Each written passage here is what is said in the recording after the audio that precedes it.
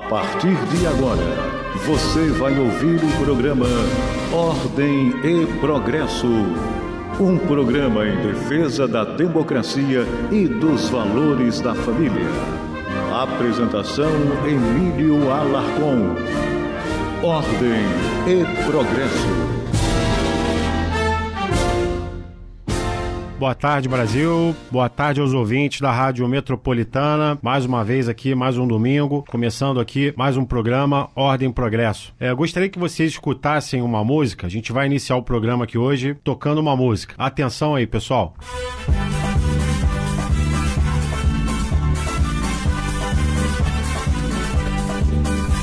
As praias do Brasil ensolaradas, o chão onde o país se elevou. A mão de Deus abençoou, mulher que nasce aqui tem muito mais amor. O céu do meu Brasil tem mais estrelas, o sol do meu país mais esplendor. A mão de Deus abençoou, em terras brasileiras vou plantar amor. Je veux faire l'étude la terre. Pessoal, agora eu quero que vocês escutem uma outra música aqui, mas só um pedacinho, tá? Não vai ficar, não se assustem. A parte do bebê tem mais, não foi? Bebê. Se eu pudesse eu matava mil, eu sou cabrão. Se eu pudesse eu matava mil. Se eu pudesse eu matava mil, eu sou cabrão. Pessoal, essa segunda música aí é um funk usado por professores que ensinaram danças sensuais para crianças na faixa de 8 anos de idade em Ribeirópolis, Sergipe. O nome da instituição é Escola Infantil Gislene Costa. Diante da repercussão, a escola publicou nota informando que trata de atividade recreativa. O objetivo foi descontrair os alunos e onde pede desculpa aos pais e responsáveis que de alguma forma se sentiram lesados. A música Eu Te Amo, Meu Brasil exalta unicamente o nosso país, mas é mencionada hoje como uma música que exaltava a ditadura. Na verdade, eu quero até complementar aqui que não tivemos ditadura no Brasil. Tivemos um regime democrático militar que evitou a instauração da ditadura comunista no Brasil. Estamos aqui com o sociólogo e professor Robson Augusto e também jornalista Alarcon aqui compondo a mesa. E o nosso convidado de hoje aqui, o entrevistado, é o senhor Jefferson Viana, assessor parlamentar e formando em História pela UERJ. Meu amigo, boa tarde, seja bem-vindo. Você não está sendo doutrinado lá na UERJ, não, né? Para falar a verdade, bastante, mas a gente procura estudar. Porque eu sempre falo de uma frase que quando você estuda numa universidade federal ou estadual e você não é de esquerda, você estuda duas vezes. Você estuda a verdade e estuda a matéria para conseguir a nota. Primeiramente, boa tarde, ouvintes da Rádio Metropolitana, boa tarde à mesa, agradecer o Emílio pelo convite. E vamos falar um pouco sobre os problemas que a educação brasileira vive nos dias atuais. E agora, Emílio Alarcon e seus convidados debatem os assuntos mais importantes da semana.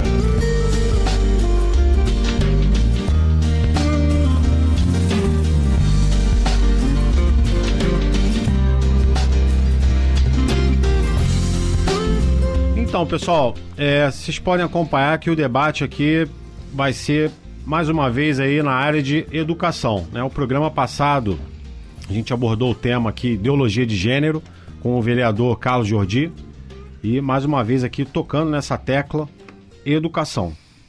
Revista Sociedade Militar, do dia 26/6/2018. Senado não pode falar a verdade. Depois de pressionado por progressistas, o Senado retira das suas redes sociais um cartaz que advertia sobre os males causados pelo uso da maconha. O título do cartaz ou peça, Os Males Causados pela Maconha. Emílio e ouvintes em casa, essa publicação era parte das ações realizadas pelo Senado na Semana Nacional Antidrogas. E eles listaram ali todos os efeitos imediatos e efeitos ao longo da vida, né, causados no usuário da maconha. E parece que alguém ficou ofendido com isso. Parece que, de alguma forma, os progressistas, entre aspas, ficaram ofendidos por o Senado listar os males causados pela maconha. Quando a gente hoje em dia vê na carteira de cigarro ali a foto do câncer causado, a foto simbolizando a impotência, etc e tal. Pois é, e se o povo brasileiro continuar dormindo em berço esplêndido, daqui a pouco eles vão criar a lei da maconhofobia. Bem, Emílio, o Senado não fala. Já reclamaram, o Senado não pode falar, mas o programa Ordem e Progresso pode falar. Ouça, ouvinte, a lista dos males causados pelo uso da maconha. Imediatamente após o uso, dificuldade de pensar, falta de coordenação motora, alucinações e morte, além de outros males, a lista é imensa. Entre os efeitos do uso contínuo estão câncer, morte, doenças cardíacas e esquizofrenia. É isso aí, uso contínuo quer dizer a pessoa ir usando aí todo dia, diariamente, né? Então, pessoal, vamos estar atento aí com nossos filhos, com nossos netos, filhos e família e diga não às drogas. Além das mortes causadas pela violência, né, do tráfico de drogas, né? Sem mencionar isso. Vamos para outra notícia. Revista Veja, 17 de junho de 2018. Sudão reverte condenação à morte de mulher que matou o marido. A jovem de 19 anos atacou o homem enquanto ele tentava estrupá-la. Ela cumprirá 5 anos de prisão, além de pagar uma multa de 337.500 libras sudanesas. Noura Hussein, de 19 anos, foi condenada inicialmente à morte em 10 de maio de 2017 por um tribunal na capital do país, depois que a família de seu marido se recusou a aceitar uma indenização em dinheiro, segundo a imprensa sudanesa. Em relação a esse assunto, em épocas em que a gente fala muito de empoderamento feminino, feminismo, direitos da mulher, etc., seria omissão da nossa parte não comentar um pouco mais a fundo esse assunto. No Sudão, a prática da religião islâmica no país obriga que meninas de 15 e 16 anos se casem por imposição da família com homens que às vezes elas mesmas não conhecem. Essa mulher, a Noura... É o famoso casamento arranjado, né? Exatamente, casamento encomendado. Essa moça, a Noura, ela foi obrigada a se casar quando ela tinha 16 anos de idade. Ela fugiu de casa... logo após o casamento, fugiu, foi para o interior e voltou quando tinha 21 anos de idade. As famílias obrigaram a participar de uma outra cerimônia e o homem levou-a para casa. E como ela não quis manter relações sexuais com o marido, vários homens a seguraram enquanto ela foi estrupada pelo marido. E depois não se sabe o que aconteceu, o cara deu mole e ela o assassinou, porque certamente não queria que acontecesse aquilo de novo. Em seguida ela foi condenada à morte e agora foi perdoada, entre aspas, né? Cumprirá somente 5 anos de prisão. Mas é importante ressaltar, ela foi estuprada. Exatamente, é o que eu queria colocar aqui. Isso foi uma legítima defesa, né? Legítima defesa desde que o mundo existe, né? O seu direito ali de se defender. Se ela está sendo atacada, violentada, então ela apenas se defendeu. E por que a imprensa não toca nesse assunto? Porque esbarra no politicamente correto, né? É o feminismo estaria sendo colocado em prática no momento em que defende-se o direito dessa mulher e esbarra com a proteção a essa prática abusiva da religião islâmica nesse país. É a inversão de valores. Minha pessoa, não foi sem propósito que nós tocamos a música Eu Te Amo, Meu Brasil, Eu Te Amo, de Dom e Ravel. E em seguida tocamos um funk. Como o Emílio falou, esse funk foi usado no primeiro dia de aula em uma escola do Nordeste. A intenção, segundo o professor, era relaxar alunos e alunas para que eles não se sentissem ameaçados pelo ambiente escolar no primeiro dia de aula. E, infelizmente, né, na rádio nós não temos imagem, ou felizmente, né, faz parte do sistema. Na rádio nós não pudemos mostrar, felizmente, as danças sensuais que estavam sendo ensinadas para os alunos ali no prelúdio, antes que eles entrassem na sala de aula. E como o Emílio falou aqui, muitos pais reclamaram e a escola se retratou mais ou menos. Disse que aqueles que ficaram ofendidos não se preocupem, que não vai acontecer de novo. Já a música Eu Te Amo, Meu Brasil era tocada nas escolas na época que eu era criança. Há muitos anos atrás, na década de 70, na década de 80, e Por incrível que pareça, os cantores Dom e Ravel foram execrados pela classe artística da época, que não queria de forma nenhuma que se declarasse que o Brasil era promissor, que se declarasse que o Brasil poderia se tornar uma grande potência mundial. E aos poucos, Dom e Ravel foram sendo enxotados do mundo musical e cada vez tocou-se menos as suas músicas, né? Então, eu te amo, meu Brasil, eu te amo, era quase uma frase proibida de se dizer naquela época, né? Você se tornaria famoso se você dissesse, eu odeio o Brasil não vai dar certo. Conforme foi tocado aqui nos programas passados, né? O caso do Antônio Marcos, né? E do Wilson Simonal, também com Homem de Nazaré, e a música do Wilson Simonal também, que foi atacada, né, pela esquerda. Ele foi censurado aí pela esquerda. Boa tarde, meus amigos. Aqui é Alarcon que está falando, do Grupo Pesadelo e Qualquer Político. Mais uma vez, estou me dirigindo aqui à Rádio Metropolitana, aos ouvintes da Rádio Metropolitana, e eu vou até adentrar no assunto aqui do nosso professor, que é o nosso convidado de hoje, o professor Jefferson. Eu vejo isso tudo hoje como uma grande lavagem cerebral que a esquerda vem fazendo nos últimos 20 anos no nosso país, onde toda vez que eu estiver presente aqui na mesa, eu vou falar do Decálogo de Lenin. O Decálogo de Lenin são os 10 mandamentos do comunismo, e eu quero que os ouvintes da rádio que não conhecem, anotem aí no papelzinho, Decálogo de Lenin, e leiam os 10 mandamentos. Se esses 10 mandamentos não estiverem sendo aplicados hoje, eu quero que os ouvintes mesmo procurem se informar, procurem se conscientizar disso, que eles vão ter a certeza de que isso que está escrito ali no Decálogo de Lenin é o que está acontecendo no Brasil hoje. E a gente não pode deixar isso acontecer. Eu vou pedir para o nosso professor que está aqui hoje nos prestigiando, que fale dos seus assuntos que vão ser, ele vai ser aqui interpelado, mas também dê uma pazinha, dê a opinião dele sobre isso, porque é exatamente o que está acontecendo no nosso país hoje e a gente não pode deixar acontecer. Ouvintes da Rádio Metropolitana, Decálogo de Lenin, procurem se informar, que vocês vão ver que isso que está acontecendo, escrito lá em 1913, há mais de 100 anos atrás, está sendo implantado hoje no Brasil. E o nosso Brasil jamais será vermelho. Nós precisamos acordar. A população tem que se conscientizar com isso. Procurem se informar sobre isso. Professor? Antes do Jefferson entrar, gostaria de explicar, né, por que o Jefferson Viana, um professor em formação, está aqui conosco, né? Porque nós tocamos umas músicas do passado aqui, né? No passado, o professor ensinava as disciplinas, procurava fazer com que os alunos entendessem as disciplinas e saíssem dali da escola prontos em matemática, física, geografia, no que quer que fosse.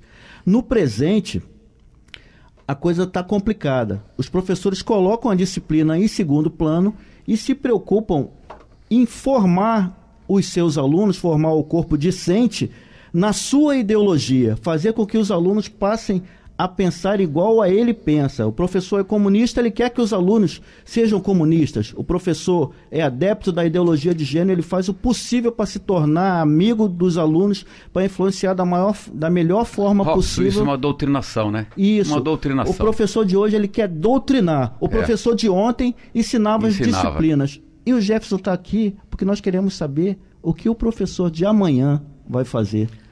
Aliás, ele está estudando numa universidade onde eu estudei. Na minha época não tinha isso, diga-se de passagem. Hoje, se eu chegar lá assim, vestido com uma camiseta dessa, eu sou bloqueado logo na entrada. E o Jefferson... Fala, Jefferson, o que está acontecendo lá hoje, por favor? Jefferson, peraí. Tinha um site que falava assim, e o meu professor de história mentiu para mim. Você está se formando em história, né? Exatamente, estou terminando minha graduação em história na Universidade do Estado do Rio de Janeiro. O Emílio também é formado na UERJ. Provavelmente o nosso fundador, o saudoso Carlos Lacerda, deve estar se remexendo no túmulo, vendo a situação da faculdade na atualidade. Com certeza. O que você acha desse assunto que eu abordei aqui, que é o Decálogo de Lenin? E é muito importante. Educação, aqui no Brasil, pelo menos, esse debate se iniciou nos anos 50, porém se consagrou nos anos 80, é que os pedagogos, atualmente, especialistas na educação, eles não entendem mais a parte educacional como uma ferramenta que pode ajudar a desenvolver o país, mas entendem que a educação no Brasil, ela é nada mais, nada menos que um indutor revolucionário. Tudo baseado no pensamento gramscista, no pensamento dos autores ligados à escola de Frankfurt, aos sócios construtivistas franceses, e também um pouco do positivismo. Tem um autor chamado Leônidas Rezende, fundador do Partido Comunista, que isso, lá em 1920, nos anos 20, desenvolveu uma teoria onde ele misturava os ideais marxistas com os ideais de Auguste Comte. O Brasil, eu acho que é o primeiro caso no mundo de um país que trabalha o marxismo sobre um viés positivista, que eles tentam vender que o marxismo vai ser o salvador da pátria, que vai resolver todos os problemas do país, quando eles, na verdade, são os maiores indutores dos problemas. Eles querem curar um paciente com câncer com aspirina, na minha visão. Jefferson, a escola extrapolou todos os limites, né? Cabe ao professor orientar os alunos a adotar comportamentos que não condizem com o que ele aprende em casa? Óbvio que não. O Pacto Interamericano de Direitos Humanos, o Pacto de São José Costa Rica, diz que a educação ela é competência da família. O que é competência do Estado é a formação. Aí que entra uma frase que eu adoro dizer, e o vereador Carlos Jordi também diz muito, que é política é guerra de narrativa. Aí eles pegam a palavra educação, que tem uma carga bonita, uma carga positiva, e eles tomam a pauta para eles, querendo passar para os indivíduos, para as pessoas, que a educação não é aquela que você vai receber do seu pai, da sua mãe, dos seus tios, avós, mas sim a educação que ele vai receber na escola. Então, a educação, a formação acaba se tornando uma ferramenta de manipulação e de subversão daquelas crianças. O professor não está mais ali pela sua profissão, pela sua vocação. Ele está entendendo o processo educacional como um indutor revolucionário. Ele é um agente revolucionário, às vezes nem porque ele quer ser, porque às vezes, em certa maioria das situações, o professor, na sua formação, ele não tem contato com outros tipos de pedagogia, como método Montessori, método da escola clássica. Ele já tem contato com Paulo Freire, com Piaget e com esses autores ligados ao socioconstrutivismo. O Brasil, graças a esses ditos educadores, estamos ocupando os piores índices de educação do planeta. É 90 no ranking mundial, né? Sim. O que um aluno pode fazer, professor Jefferson? O que um aluno pode fazer para se defender disso? Se ele observar que o professor tá tentando doutrinar, puxar para esse lado aí. Primeiro, você tem a via pessoal. Uma via que eu, inclusive, pratiquei muito durante minha formação universitária, que é você procurar estudar por fora. Porque muitos autores, muitos pensamentos que eu hoje aprendi, eu não aprendi dentro da universidade, eu não aprendi na escola, aprendi buscando na internet, buscando em bibliotecas. Porque, por exemplo, vamos citar aqui na parte econômica, você nunca vai ter contato, raramente você vai ter contato numa universidade com autores como Ludwig von Mises, Friedrich Hayek, Milton Friedman. Você vai aprender Marx. Ou seja, você vai ter que estudar 2 vezes. Exato, foi o que eu quis dizer na abertura do evento. Quando você é um estudante de direita e você está numa universidade no Brasil, você tem que estudar 2 vezes. A matéria para passar, abstrair aquilo, é meio que uma decoreba, decora aquilo para fazer a prova, tira 10 e vai embora.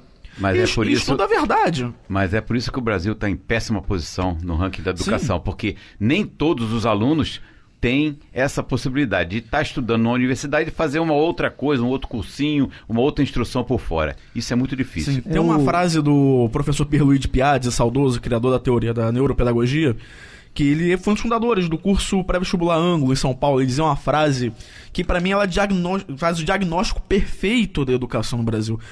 Dei aula para 10.400 alunos. 10.400 alunos que são a prova viva que a educação do Brasil tem sérios problemas. O Emílio fez uma pergunta interessante. Como é que o aluno pode se proteger disso? É importante que nós orientemos nossos filhos, que as crianças sejam orientadas.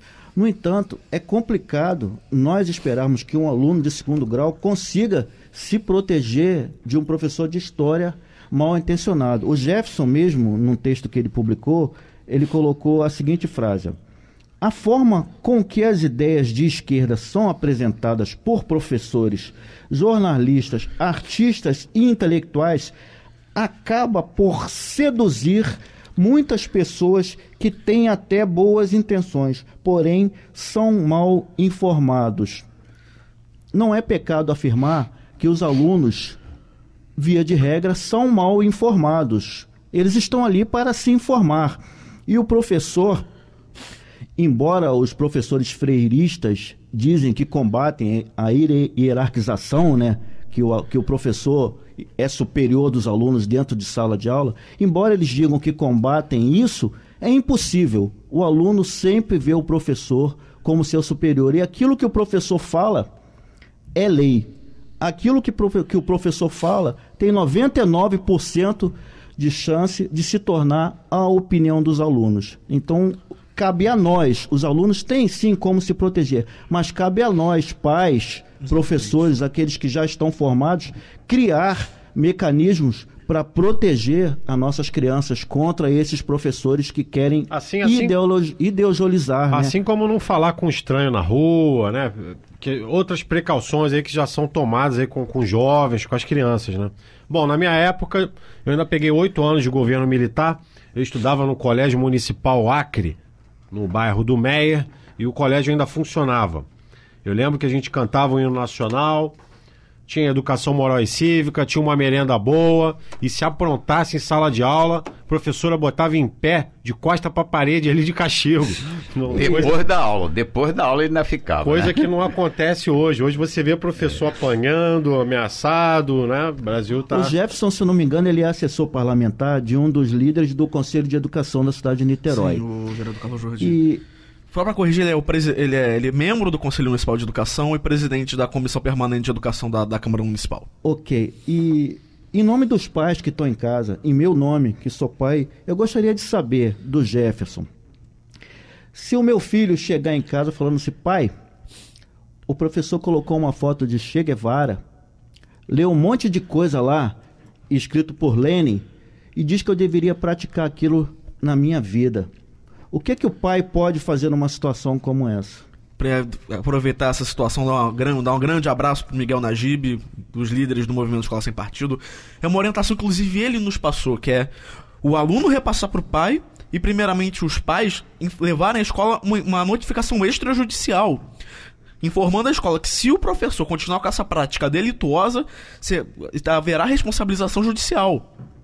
Ou então você pode tentar, você não precisa de repente tentar uma via judicial, como no caso de algumas escolas particulares em Niterói, onde os pais eles pressionam diretamente a diretoria e o corpo diretivo das escolas a pressionar, para colocar a escola na parede, para ficar entre duas situações: ou o professor muda o comportamento dele, ou ele vai ser demitido. Isso é uma coisa premeditada, então, né? Sim. Obviamente, os partidos de esquerda no Brasil têm núcleos, por exemplo, nas universidades. Eu posso falar de uma experiência pessoal que eu vivi na eleição de 2014, onde você tinha adesivo da dona Dilma Rousseff espalhado por toda a faculdade. Professores eu já filmei também. Professores dando aula em 2014 com adesivo da dona Dilma Rousseff, e eu, para grande provocador que sou, colocava o adesivo do candidato Aécio Neves à época, que era a melhor opção que a gente tinha na época. Hoje não, menos ruim? É, porque a gente não tinha candidatos à direita naquele pleito. E eu lembro de uma aula, que a aula era de História Medieval do Oriente, que você vai tratar na teoria, você vai tratar sobre os assuntos da Mesopotâmia, da Pérsia. Bom, na UERJ, ali onde você faz a faculdade, o negócio tá feio. Sim. Uma vez, você deve até, não sei se você ficou sabendo, a gente foi lá no 9º andar da UERJ. Meu andar. No seu andar. Pronto, no seu andar, eu não sabia disso. E aquela foice martelo linda, pintada na parede. Assistimos uma aula lá de uma professora lá, que se dizia PhD, eu esqueci o nome dela aqui agora. Acabada de chegar da Rússia.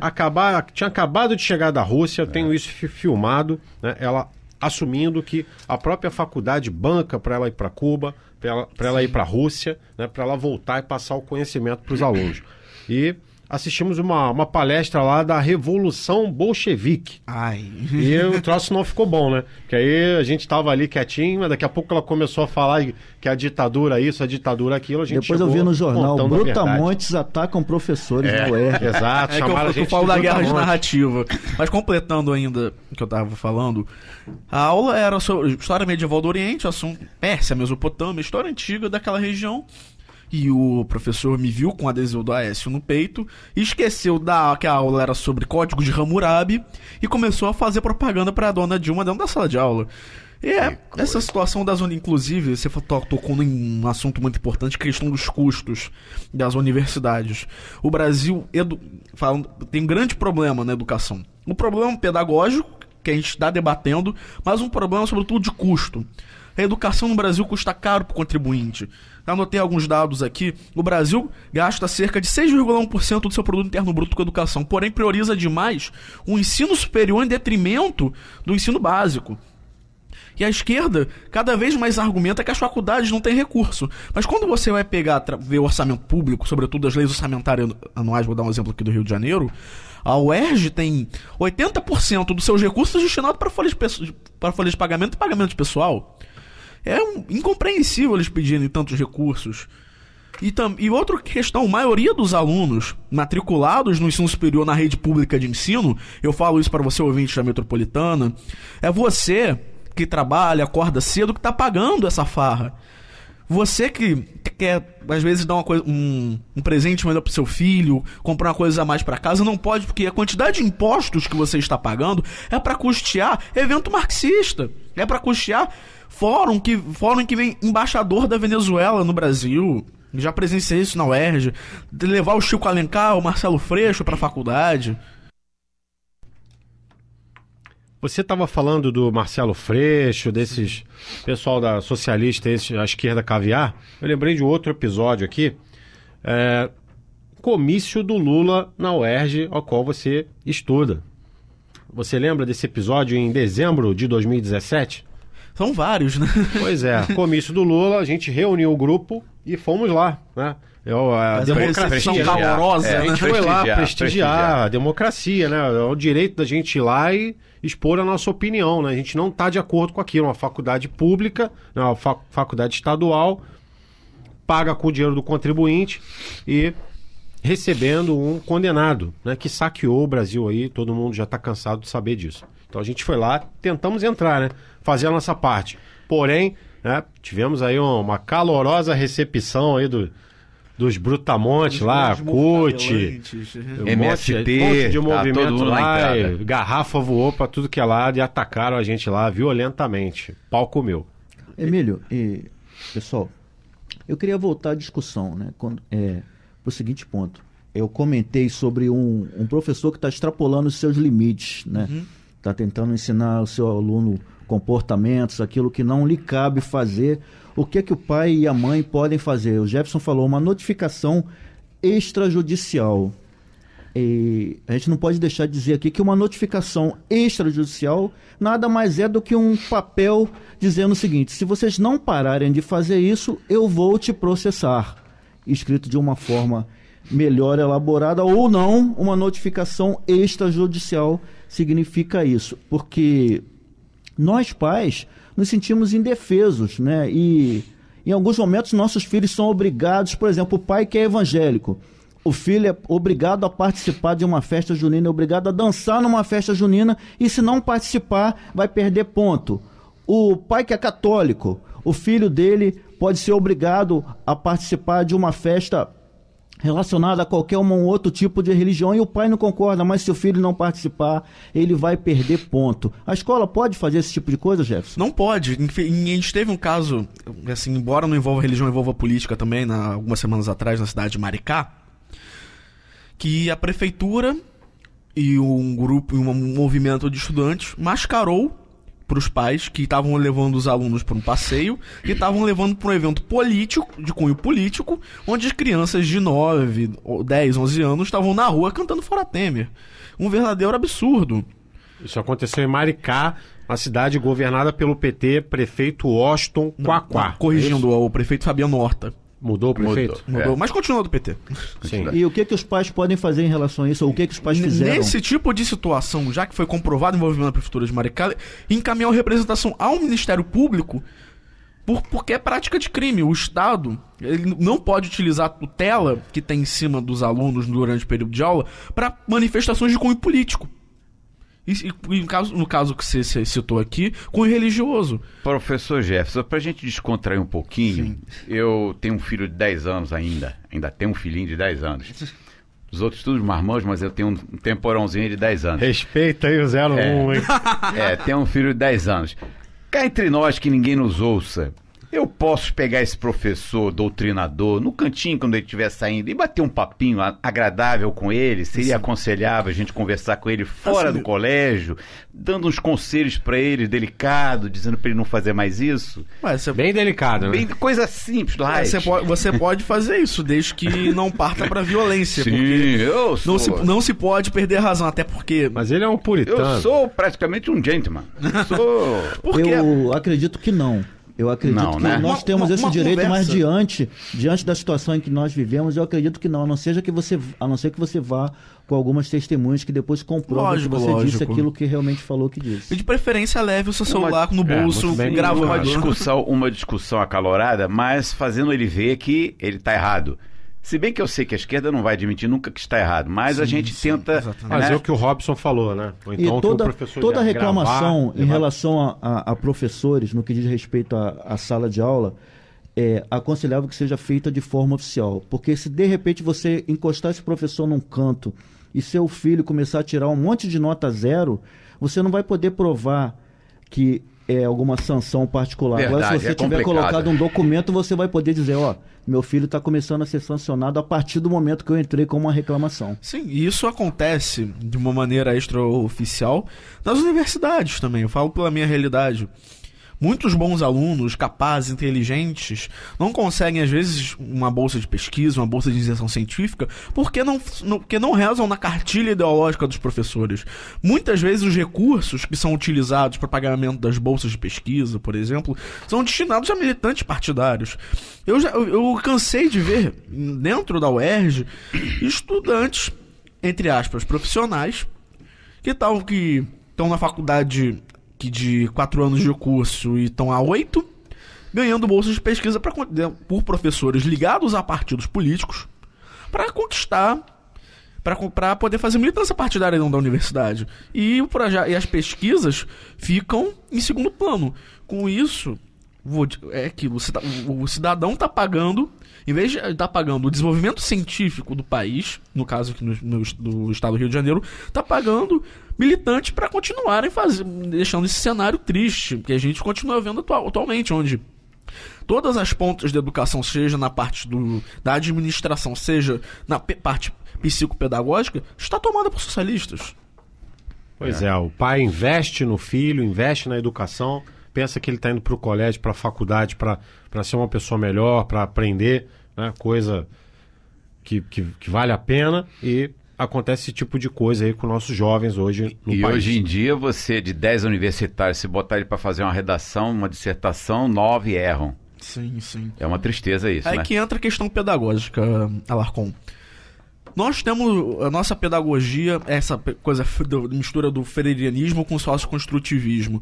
Em vez do nosso aluno, numa aula de português, estar aprendendo gramática, aprendendo a língua portuguesa, está aprendendo questões de gênero. E aí, como que você quer que um aluno chegue numa redação e acerte todas as regras gramaticais e a ortografia? Ele vai ser uma tragédia, sendo que aí os nossos sócios construtivistas vão gritar: epa, ele vai aprender automaticamente com o tempo. Não vai. O próprio professor Pierluigi Piazzi, desenvolvedor da teoria neuropedagógica, fala muito da teoria dos imprints, quando você ensina... O professor ensina um aluno, sobretudo na sua época de alfabetização, ele acaba desenvolvendo um caminho neurológico para que ele escreva ou aprenda algum determinado assunto. Vou dar um exemplo. O professor coloca no quadro a palavra casa. Copiem a palavra casa. O aluno escreve casa, em vez de escrever com S, escreve com Z. Aí o professor, em vez de falar, meu filho, é com S... Para que o aluno desenvolva o caminho neurológico no seu cérebro para escrever a palavra correta. Sendo que os nossos alunos discutem, epa, não pode, ele vai aprender isso naturalmente. Vai chegar uma época que ele vai realmente parar, um professor me ensinou errado. Sendo que quando ele precisar escrever com pressa alguma coisa, o bypass neurológico desse aluno vai fazer que ele escreva errado. Os professores hoje são muito mal formados, falo pela minha realidade, e não tenho contato com outros tipos de pedagogia, e acabam sendo péssimos profissionais, porque são mal formados. Esses professores querem ser extremamente simpáticos, né, ao ponto de não ter coragem de orientar o aluno, não ter coragem de corrigir, não ter coragem de dizer o não. Eu queria colocar uma pergunta para você, Jefferson. Claro. Segundo o Instituto Census, 78% dos professores de hoje no Brasil acreditam que a principal missão das escolas é formar cidadãos. Ou seja, que a assimilação nas disciplinas não está em primeiro lugar. Eu estive lá em Niterói no lançamento de alguns pré-candidatos de direita, conservadores. O Emílio estava lá também. E eu confesso para você que eu fiquei assustado, no bom sentido, com a quantidade de jovens de todos os credos e raças ali compartilhando de um só pensamento, completamente tolerantes um com os outros e focados num só objetivo: fazer crescer políticos com pensamento voltado para o conservadorismo, com pensamento voltado para aquilo que é certo no tratamento com os nossos alunos na escola, no tratamento com o brasileiro, numa visão de futuro. 78% dos brasileiros de hoje acreditam que se deve doutrinar alunos nas escolas.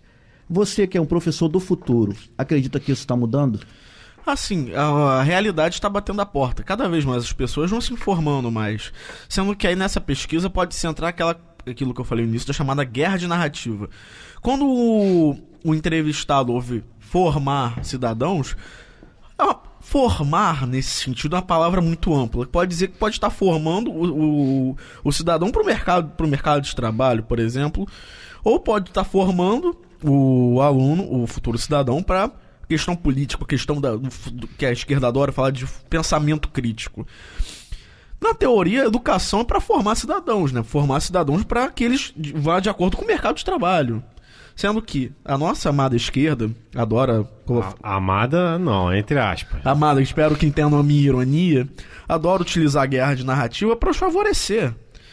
Que aí a palavra formar vira o pensamento crítico, o chamado pensamento crítico, entre aspas. Que o aluno vai... que ele, em vez de querer formar o estudante para que ele seja um bom profissional lá na frente, está formando um militante de esquerda que vai fazer de tudo pela revolução, porque pro socialista a vida dele está abaixo da revolução. Pro socialista os fins justificam os meios, então ele é capaz de morrer para que a revolução aconteça. Guerreiro Jefferson Viana, você tem algum exemplo que você possa citar pra gente de países vizinhos que conseguiram melhorar a educação? Claro, tem um caso recente, inclusive, que é o Chile. O Chile era um país que tinha um dos piores índices educacionais nos anos 70. Quando o general Augusto Pinochet assumiu o poder em 73... iniciou diversas reformas. Por exemplo, a reforma econômica que transformou o Chile de um país pobre para potência mundial, como é nos dias atuais. Mas na educação, os ministros José Pinheira, que é irmão do atual presidente Sebastião Pinheira, e Hernan Bush, detectaram um problema. Eu citei esse problema aqui do Brasil. O sistema público de educação demanda muitos gastos. Você tem que manter o aluno, o professor, a escola. Esses dois ministros perceberam, olha, se a gente cortar esses gastos e manter apenas o estudante, os custos do estudante, nós podemos oferecer uma educação melhor, dar liberdade para os pais escolherem a pedagogia com que seus filhos querem ser ensinados, e você economiza recurso. Com isso, se instaurou no Chile, a partir dos anos 80, o chamado sistema de voucherização da educação. Como é que seria isso? O pai recebe uma carta de crédito do governo chileno e vai à escola e matricula seu filho, de acordo com a educação que o filho quer ter. Por exemplo, o pai é de uma família cristã, vai matricular o filho numa escola confessional e o Estado só tem papel de pagar. O Chile passou a ser uma das melhores educações do mundo fazendo isso, dando liberdade para os pais escolherem a pedagogia que seus filhos vão ser ensinados. Porque hoje, você não tem opção de escolha no sistema público de ensino. Você vai matricular o seu filho numa escola, é Paulo Freire, é Gramsci, é Marx. Você não tem opção para o estudante. É aquilo. Em toda a rede de ensino, vai ser a mesma coisa, porque a grade educacional é definida de cima para baixo. Para que o Brasil deixe as posições de lanterna dos rankings internacionais de educação, é necessário que se reveja duas coisas: a pedagogia, se você quer manter uma rede pública, ou, na minha visão, adotar o sistema de voucher e, na outra ponta das universidades, se fazer uma reforma pedagógica, uma reforma curricular, porque a situação atual é inconcebível. Que os políticos parem de roubar 200 bilhões por ano, né, que toda a população fica prejudicada, né, sem segurança, sem educação, sem saúde, fica prejudicada completamente. Infelizmente, professor Jefferson Viana, a gente ficou sem tempo, nosso tempo já estourou aqui, acaba muito rápido, muita informação para passar. Gostaria de agradecer a sua presença aqui conosco e te desejar boa sorte lá na UERJ. Cuidado com aquele nono andar lá da UERJ. Sim. Por favor. Agradeço o convite, forte abraço e fiquem todos com Deus. Brasil.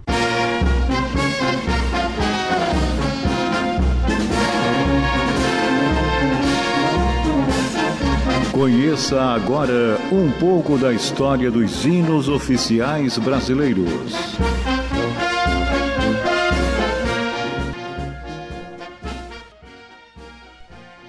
A música Cisne Branco, além de belíssimo arranjo, tem uma das letras mais belas entre as canções militares. O hino que arrepia a plateia e militares da Armada nos desfiles foi originalmente composta como um dobrado sem letra. A canção Cisne é a canção do marinheiro.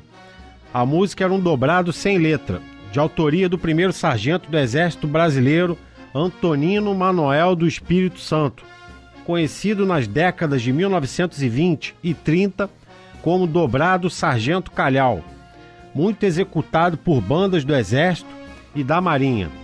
O dobrado teria sido feito em homenagem a um sargento, amigo de Antonino Manoel do Espírito Santo, o Sargento Calhau. Quanto ao autor da letra, a Marinha do Brasil informa que consta em certidão de direitos autorais emitida pela Biblioteca Nacional, que é de autoria do segundo tenente da Marinha do Brasil, Benedito Xavier de Macedo. Tudo indica que a letra tem como base uma poesia antiga sobre o antigo navio Benjamin Constant, que na época era chamado de Cisne Branco. A letra, inevitavelmente, leva o ouvinte a imaginar belos veleiros, a navegar no oceano, além de falar da labuta no mar. Saudade da pátria amada e alegria em regressar para casa depois de cada missão cumprida.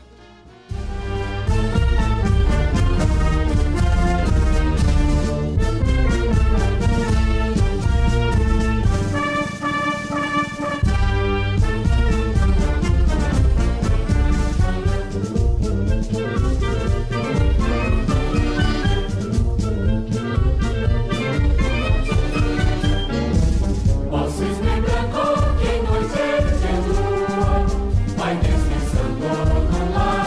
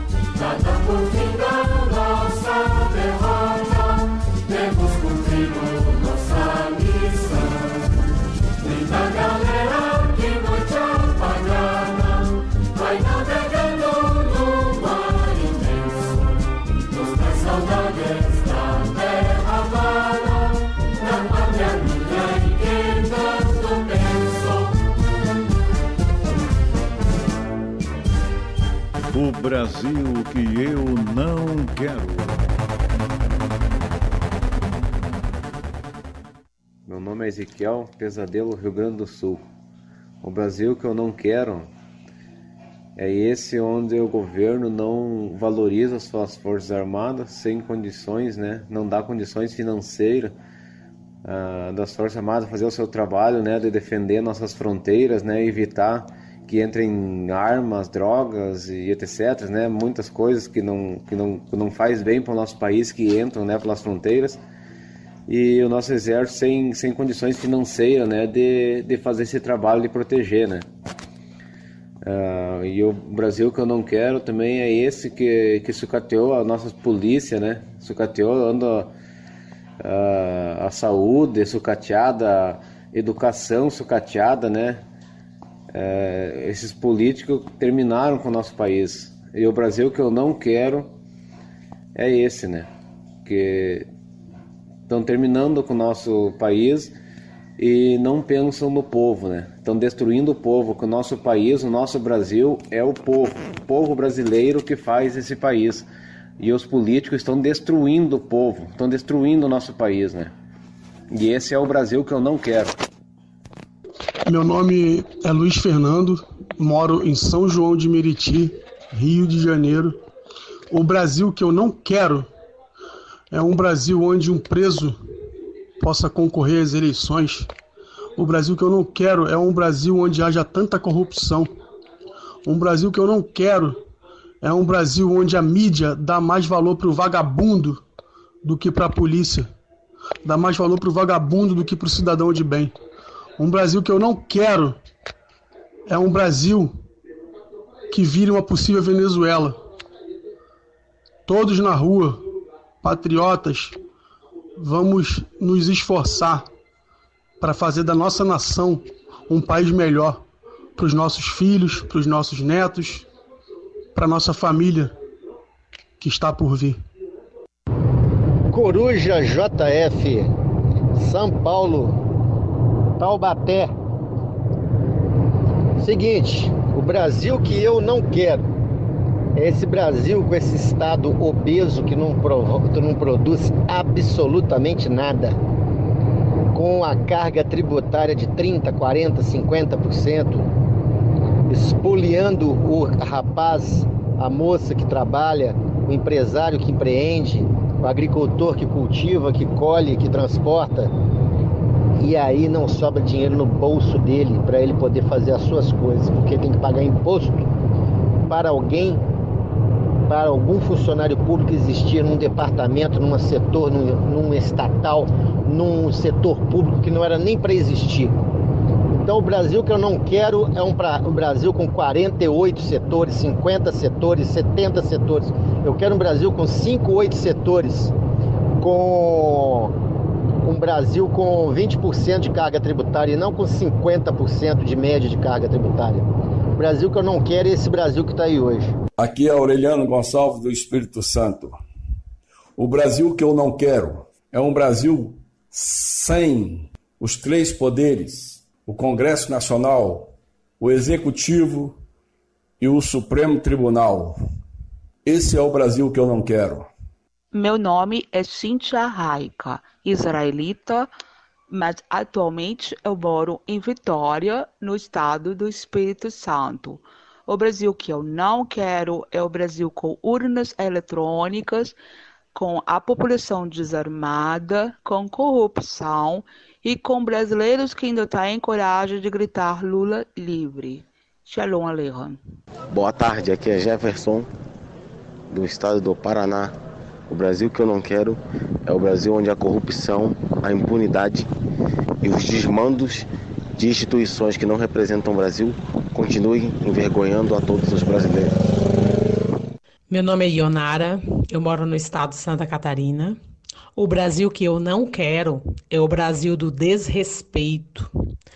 Quando nós respeitamos as diferenças, nós não nos agredimos. Quando respeitamos os pontos de vista alheios, nós não precisamos brigar. O respeito é fundamental. Cada um tem o direito de escolher que caminho seguir.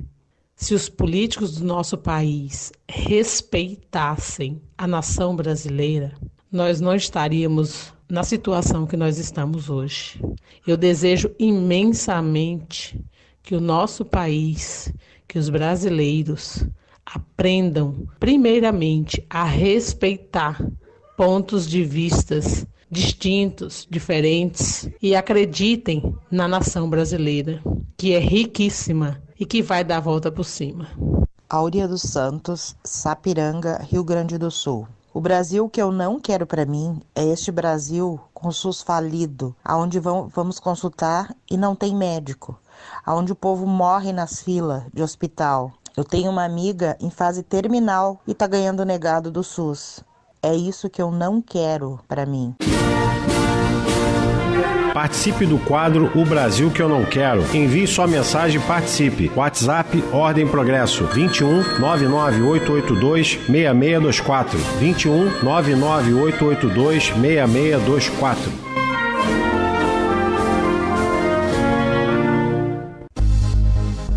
Realizações da época do governo militar. Época considerada como época de ouro do Brasil. Citaremos abaixo algumas das realizações do Brasil enquanto era administrado por pessoas que não governavam para si mesmo e tinham um projeto patriótico para o país. Ao longo dos programas falaremos detalhadamente sobre cada um desses projetos e o seu valor para o nosso país. Notem o teor estratégico de cada uma das ações. Os militares se preocuparam, entre outras coisas, com infraestrutura, geração e distribuição de energia, subsidiando, assim, o aumento da produção industrial, ao mesmo tempo em que providenciaram amparo e capacitação do trabalhador, por meio de iniciativas como o Mobral, FGTS e Crédito Educativo.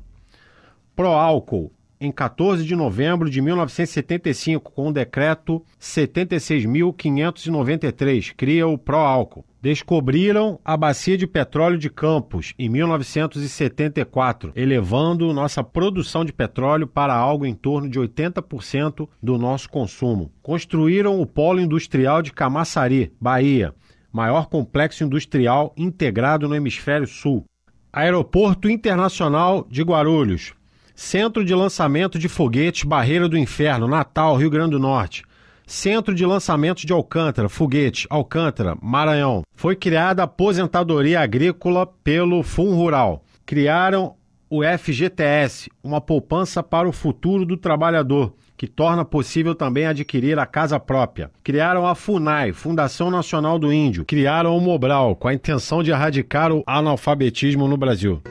Como em todos os programas, discutimos bastante aqui sobre política, cada um colocou aqui as suas convicções e realmente vivemos tempos complicados em nosso país. Há uma tendência de que essas questões políticas criem um ambiente cada vez mais polarizado no Brasil. Não deixe que as paixões e convicções te façam menos humano, que te façam achar que de alguma forma é superior a outras pessoas. Para pôr em prática as suas convicções, lutar por aquilo que acredita, o ser humano jamais deverá passar por cima de outros. Independente do tamanho do obstáculo, ele poderá ser vencido com sabedoria. Não podemos abdicar da capacidade de amar, compreender e perdoar, características que herdamos de Deus.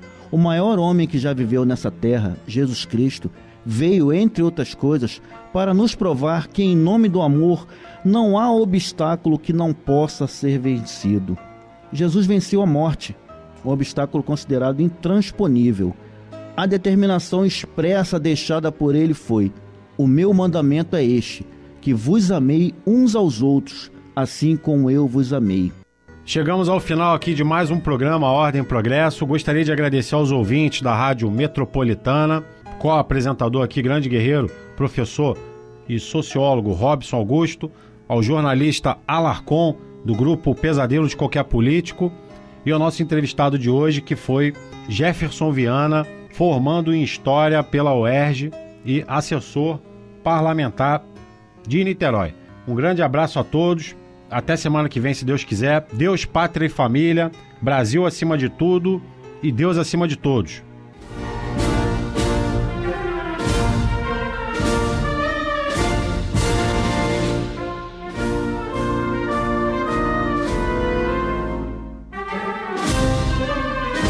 Você acabou de ouvir o programa Ordem e Progresso, um programa em defesa da democracia e dos valores da família. Apresentação de Emílio Alarcon. Ordem e Progresso.